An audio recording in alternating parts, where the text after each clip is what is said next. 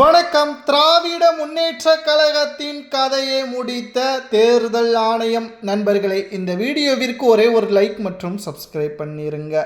திராவிட முன்னேற்ற கழகத்தின் தலைவர் மு.க.ஸ்டாலின் அவர்கள் மிகப்பெரிய ஒரு சிக்கலில் மாட்டியுள்ளார்.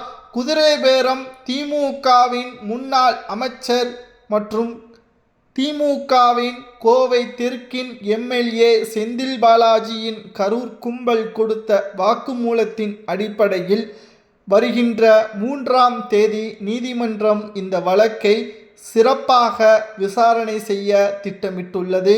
சிறப்பு வழக்கு தேர்தல் ஆணையத்தின் அறிவுரைகளின் அடிப்படையில் குதிரை பேரம் நடத்தப்பட்டால் இந்திய அரசியலமைப்பின் ஒட்டுமொத்தமான கட்சியில் எதிர்ப்புகளை தெரிவிக்கக்கூடிய வகையிலும் தேர்தல் ஆணையத்தின் உத்தரவின் அடிப்படையிலும் 10 ஆண்டுகள் திமுக போட்டியிடாதவாறும் திமுகவின் சிட்டிங் எம்எல்ஏ பதவிகளுக்கே ஆபத்தாக மாறும். குதிரை பேரம் நடத்தப்பட்டதாக கூறக்கூடிய செந்தில் பாலாஜிக்கு 5 முதல் 7 ஆண்டுகள் சிறை தண்டனை வழங்கப்படலாம் என்ற தகவலும் தற்பொழுது கிடைக்கப்பெற்றுள்ளது. சமூக வலைதளங்கள் முழுவதுமாக திராவிட முன்னேற்ற கழகத்திற்கு ஒரு மிகப்பெரிய அளவிலான எதிர்ப்புகள் சமூக வலைதளங்களில் பேசப்படுகிறது என்றால் புதியவர்கள் ஏன் ஆட்சி அமைக்கக்கூடாதா? மு.க.ஸ்டாலின் மட்டும்தான் முதல்வராக இருக்க வேண்டுமா? உதயநிதிக்கு நாங்கள் ஆதரவுகளை தெரிவித்து அவரது மகன் உதயநிதியின் மகன் இன்பநிதிக்கு ஆதரவுகளை தெரிவித்து கோபாலபுரத்திற்கு தமிழ்நாட்டின் மக்களை எழுதியா கொடுத்துள்ளது என்று இணையதளங்கள் முழுவதும் கேள்விகளால் தற்பொழுது குதிரை பேரம் நடத்தப்பட்டதற்கான ஆதாரங்களின் அடிப்படையில் கோபாலபுர குடும்பங்களுக்கு எதிராக தற்பொழுது சமூக வலைதளங்களில் பொதுமக்கள் தங்களது எதிர்ப்புகளை தெரிவித்து வரக்கூடிய நிலையில் கரூர் கும்பல் 14 பேர் கொடுத்த வாக்குமூலங்களின் அடிப்படையிலும் 30 நாட்கள் தலைமறைவாக இருந்த செந்தில் பாலாஜி 2 நாட்களுக்கு முன்பாக திருவல்லிக்கேணியின் காவல் நிலையத்தில் ஆஜராகி காலை மாலை 2 வேளையும் கையெழுத்திட்டு வருகிறார். மேலும் அவரை விசாரணை செய்யவும் நீதிபதிகள் தற்பொழுது உத்தரவையும் பிறப்பித்துள்ளனர். பணம் எங்கிருந்து வந்தது? குதிரை பேரம் என்பது ஒருவர் எம்எல்ஏ அந்த கட்சிக்கு எதிராக சட்டப்பேரவையில் வாக்கெடுப்பின் பொழுது அந்த கட்சிக்கு எதிராக வாக்கெடுப்பு நடத்தும் பொழுது தான் அது ஆதரவு கொடுக்காமல் பின்வாங்குவதுதான். இதற்காக 10 எம்எல்ஏக்களை பேரம் பேசியுள்ளார்கள் திமுகவின் கரூர் கும்பல்கள்.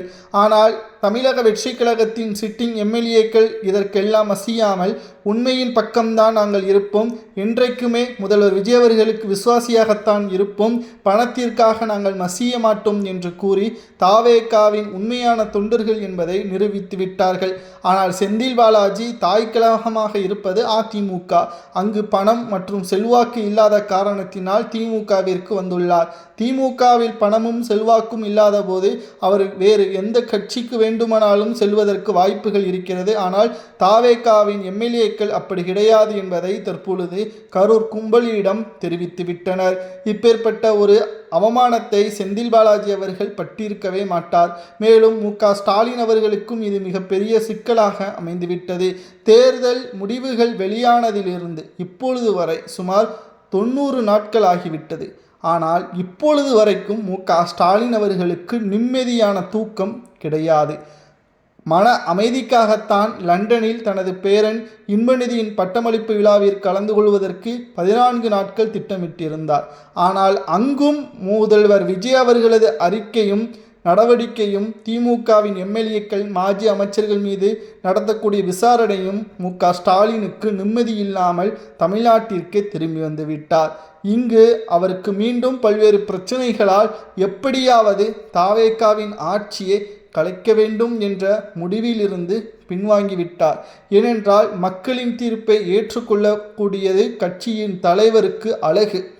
10 ஆண்டுகள் திமுக ஆட்சி அமைக்காமல் இருந்தபோது அதிமுக ஒற்றை வார்த்தை தான் கூறியது, திமுகவை மக்கள் புறக்கணிக்கிறார்கள் என்றால் அதற்கு காரணம் ஊழல் மட்டும்தான். திமுகவின் அமைச்சர்கள் தேர்தல் பத்திரத்தில் தேர்தல் நடத்துவதற்கு முன்பாக அவர்களது சொத்துக்களும் தேர்தல் முடிந்த பிறகு அவர்களது சொத்துக்களை ஒப்பிட்டு பார்க்கும் பொழுது 300% உயர்வு திமுகவிற்கு சொத்துக்கள் உயர்ந்திருக்கும். மக்களின் வாழ்வாதாரமும் பொருளாதாரமும் அங்கு கேள்விக்குறியாக மாறியிருக்கும் என்று மறைந்த முன்னாள் முதல்வர் ஜெயலலிதா அவர்கள் பிரச்சாரம் செய்ததன் காரணமாகத்தான் திமுக தோல்வியை தழுவியது. அதே போலத்தான் தற்பொழுது முதல்வர் விஜய் அவர்களும் திமுகவிற்கு எதிராக கடுமையான பிரச்சாரங்களையும், இரண்டாவது முறை திமுக ஆட்சியே அமைக்காது, அது வரலாற்று பிழை என்பதையும் தெரிவித்திருப்பார். அவர் சொன்னபடியே திமுக ஆட்சியை இழந்து தாவேக முதல் முறை ஆட்சியை அமைக்கப்பட்டு சட்டப்பேரவைக்கு செல்வதற்கு முன்பாக பதவி பிரமாணம் எடுத்த உடனே வெள்ளேறிக்கையை வெளியிட்டு திமுகவின் ஒட்டுமொத்தமான ஊழலை வெட்ட வெளிச்சத்திற்கு கொண்டு வருவேன் என்பதையும் உறுதிமொழி எடுத்தார். ஆகஸ்ட் 5ஆம் தேதி தமிழ்நாட்டின் முதல் பட்ஜெட் தாக்கல் கூட்டத்தொடர். இந்த பட்ஜெட் தாக்கல் கூட்டத்தொடரில் மு.க.ஸ்டாலின் அவர்களது எம்எல்ஏக்கள் சட்டமன்றத்தில் இருக்க மாட்டார்கள். தேர்தல் ஆணையத்தின் அறிவுரையின்படி குதிரை பேரம் நடத்தப்பட்டதற்கான ஆவணங்களும் ஆதாரங்களும் எதிராக இருக்கும் பட்சத்தில் மு.க.ஸ்டாலின் அவர்களது அங்கீகாரமே, தேர்தலில் திமுகவின் அங்கீகாரமே பறிபோகுவதற்கான வாய்ப்புகளும் இருப்பதாக அரசு வழக்கறிஞர்கள் தகவல்களை நம்மிடம் தெரிவித்துள்ளனர். இதனால் மு.க.ஸ்டாலின் அவர்கள் வயதான காலத்தில் தற்பொழுது என்ன செய்வதென்று தெரியாமல் செந்தில் பாலாஜி எடுத்த தவறான முடிவால் தற்பொழுது திமுக சிக்கிக்கொண்டு மிகப்பெரிய அளவில் பாதிப்பில் இருக்கிறது. மேலும் திராவிட முன்னேற்றக் கழகம் தாவேகாவின் ஆட்சியை கலைக்க வேண்டும் என்று துடிப்பதற்கு முக்கியமான காரணம் என்ன தெரியுமா? திமுகவின் ஊழல்கள், அவர்களது பினாமிகள் எங்கு எல்லாம் இருக்கிறார்கள் என்பது ஆதவ அர்ஜுனா அவர்களுக்கு நன்றாகவே தெரியும். அவர்கள் மீது கை வைத்தால் திமுகவிற்கு மிகப்பெரிய ஆபத்து வந்துவிடும். ஏனென்றால் திமுகவின் பினாமிகளை பொறுத்தளவிற்கு தன்னுடைய ஓனருக்கு அதிகாரம் இருக்கும் வரைக்கும் தான் அந்த நிலங்களையும் அந்த எஸ்டேட்டுகளையும் அந்த ஒட்டுமொத்தமான சொத்துக்களையும் பாதுகாப்பார்கள். அதுவே அந்த அதிகாரம் ஓனருக்கு பறிபோகிவிட்டால், அதாவது திமுக ஆட்சி அமைக்க முடியாத ஒரு சூழல் உருவாகிவிட்டால், அந்த பினாமிகளிடம் இருக்கக்கூடிய சொத்துக்களை மீண்டும் அவர்கள் பெறுவது வாய்ப்பே கிடையாது.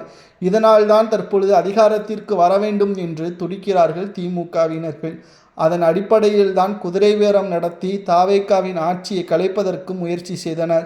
ஆனால் தற்பொழுது திமுகவின் கதையை முடிக்கும் விதமாக தேர்தல் ஆணையம் தற்பொழுது நீதிமன்றத்தில் அதிகாரப்பூர்வமான ஆவணங்களை கொடுக்கும் பட்சத்தில் திமுகவின் அங்கீகாரமே ரத்து செய்யப்படக்கூடிய ஒரு சூழலும் தற்பொழுது உருவாகி அரசியல் வட்டாரத்தில் பேசும் பொருளாக மாறியுள்ளது.